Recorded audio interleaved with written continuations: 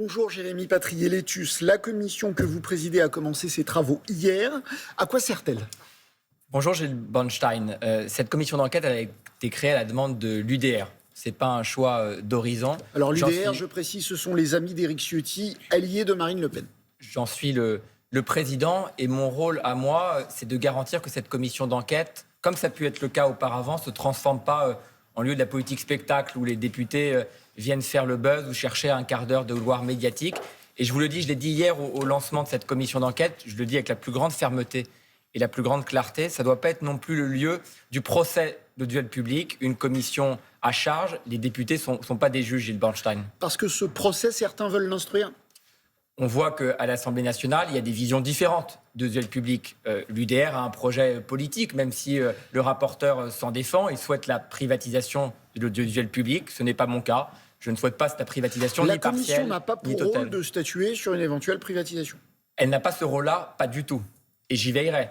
Elle a aujourd'hui pour mission d'examiner le respect des exigences d'impartialité, de pluralisme, de l'audiovisuel public, dans la diversité des membres de cette commission. Cette commission, elle reflète l'Assemblée nationale. Vous avez des députés de tous les bords politiques et je veillerai scrupuleusement à ce que chaque groupe politique puisse s'exprimer. Ce n'est pas une commission à charge, je le répète. Mais quand on voit Charles Allongue, par exemple, le rapporteur qui dit que l'audiovisuel public doit rendre des comptes, on sent qu'il y a chez certains, dans cette commission, comment dirais-je, un but politique.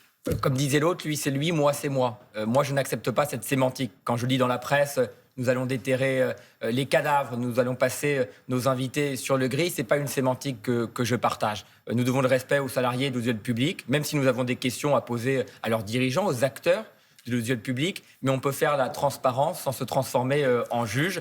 Les députés sont là pour contrôler, et c'est normal de contrôler un secteur comme l'audiovisuel public, 4 milliards d'euros d'argent public, de se poser cette question. Si nous ne le faisions pas, on pourrait d'ailleurs nous reprocher une forme de connivence. Donc ce travail, il doit être fait, et je le partage, mais je le redis sur votre antenne, et je le dis assez fermement, être des juges, ça dévoie aussi la politique. Et la politique spectacle, à un moment où la démocratie est fragilisée, elle nous dessert grandement.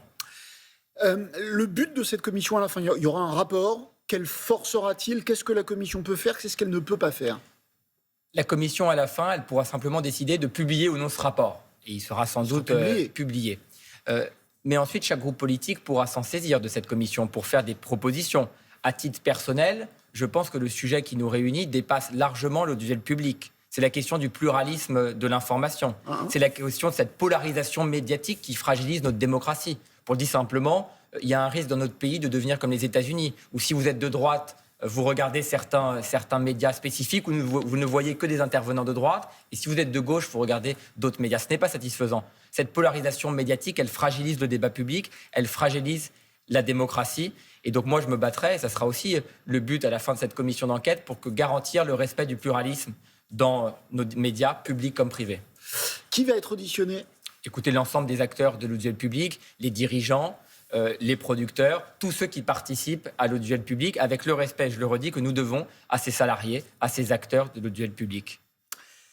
Le président de la République va annoncer demain un service militaire sur la base du volontariat. Qu'en pensez-vous à Horizon ? Vous êtes membre d'Horizon, le parti d'Édouard Philippe, lui-même candidat à la présidentielle. Est-ce que Édouard Philippe et le parti Horizon sont favorables à ce service militaire sur la base du volontariat ? Écoutez, je laisserai Édouard Philippe répondre. À titre personnel, je considère que l'autorité a toujours été notre marque de fabrique. On a toujours considéré aujourd'hui que les jeunes devaient aussi participer à un moment où ils fabriquent leur citoyenneté, où ils construisent aussi, j'allais dire, une forme d'éducation à l'autorité. Ce service militaire volontaire, il faut voir la forme qu'il prend, parce qu'on entend tout et son contraire. C'est pas un retour, si j'ai bien compris, du service militaire obligatoire. C'est pas non plus pour envoyer des enfants en Ukraine, comme je l'ai entendu. Mais on avait un service civique qui fonctionnait plutôt bien. Alors, il avait ses détracteurs, mais qui permettait aussi de créer une forme de cohésion dans le pays. Et vous savez, moi, tout ce qui permet aussi de créer une forme de cohésion... Donc, c'est plutôt oui. C'est plutôt oui. Il faut voir maintenant le détail de cette mesure. Nous sommes en pleine... Alors, il y a votre commission, mais il y a la discussion budgétaire qui continue. Le Sénat a supprimé hier la suspension de la réforme des retraites. Si c'est le prix d'un accord avec les socialistes, et donc d'un budget, et donc de la stabilité, l'Assemblée nationale entend. Est-ce que vous, à l'Assemblée nationale, vous êtes prêt à revenir et à remettre la suspension de la réforme des retraites ?